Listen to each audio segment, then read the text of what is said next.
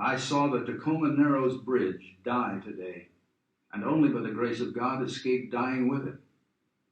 I have been near death many times in my life, but not even in my worst experiences in France did I know the feeling of helpless horror that gripped me when I was trapped on the bridge this morning.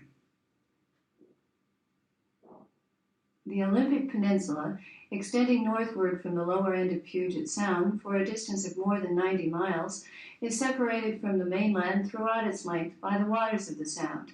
At its narrowest point, Tacoma Narrows, the width of the Sound is 4,600 feet.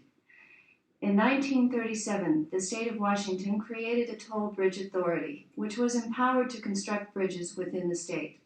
By June 1938, an amount of $6,400,000 to build the bridge across Tacoma Narrows was secured.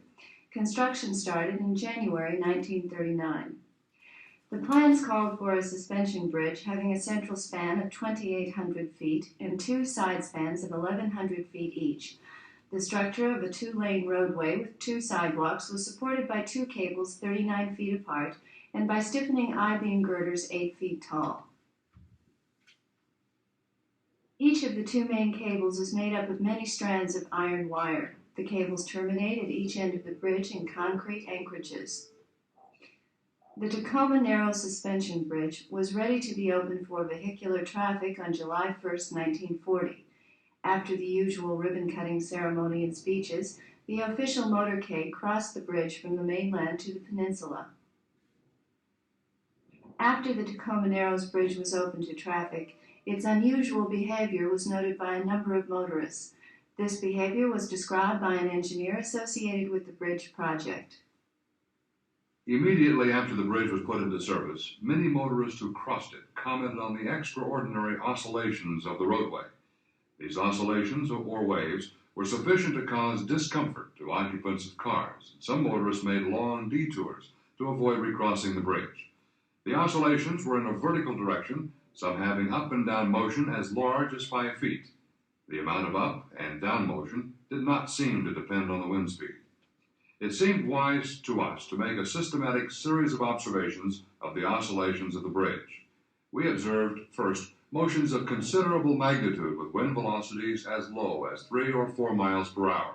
Second, the violence of motion was not proportional to the velocity of wind.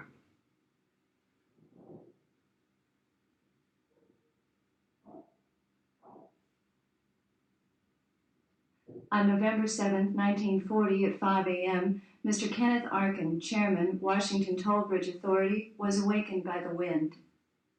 I got up and drove to the Narrows Bridge to check it. I went to mid-span and measured the velocity of the wind to be 38 miles per hour. The bridge bounce was noticeable, but of no great magnitude. Hurrying back to the observation house, I encountered Mr. Farquharson, our consulting engineer. While Ken Arkin was at the observation house, I went to a position on the axis of the bridge to photograph its motion. Suddenly, a motion of catastrophic proportions developed. As quickly as possible, I reached a station just outside the tower to photograph the motion of the bridge. It was quite impossible to operate a camera on the main span, so violent was its motion. I had climbed to the observation house and looked through the transit. Suddenly, the mid-span disappeared from my vision. The mid-span seemed to have blown north approximately half the roadway width, coming back into position with a twisting motion. I yelled to have the traffic across the bridge stopped. Turning back to the transit, I noticed the twisting motion increased to great proportions. I could not keep the light poles in my line of vision long enough to determine their exact motions. I then saw a car parked beyond the tower on the right side of the roadway. I noticed it suddenly careen to the left side of the road. The driver fell out, grabbed the curb, and hung on for what appeared to be several minutes. The bridge calmed down sufficiently for him to struggle in.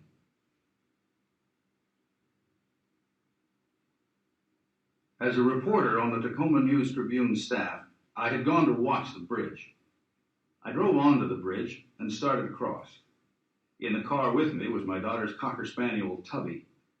Not until I reached the first towers did I realize that something was terribly wrong.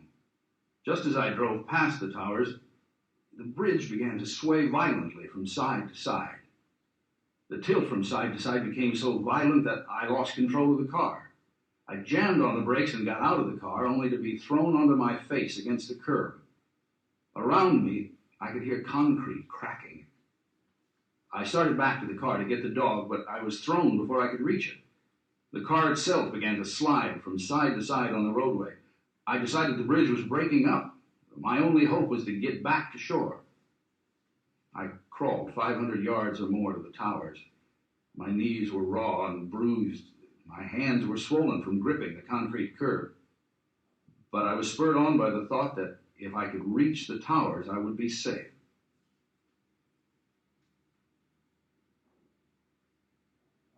I made an effort during a momentary decrease in the violence of the bridge motion to reach the car, but the car began to shift about in a most alarming manner.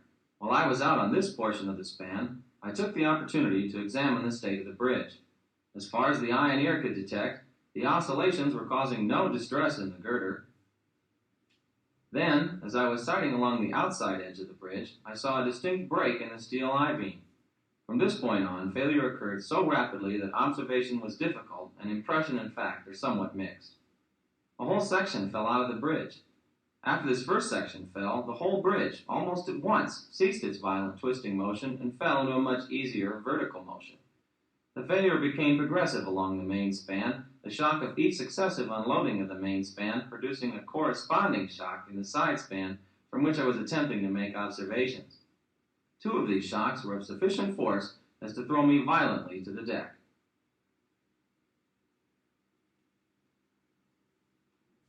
Those who stood on the shore and watched the bridge in its death agony still can have no conception of the violence of movement felt by one out beyond the towers. Safely back at the toll plaza, I saw the bridge in its final collapse and saw my car plunge into the Narrows. With real tragedy, disaster, and blasted dreams all around me, I believe that right at this minute what appalls me most is that within a few hours I must tell my daughter that her dog is dead, when I might have saved him.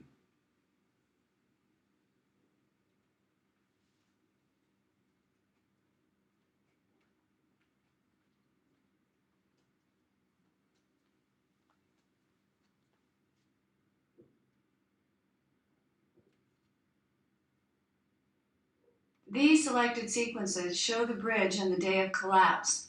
Please notice the motion of objects around the bridge being blown by the wind. Could this wind be responsible for the bridge collapse?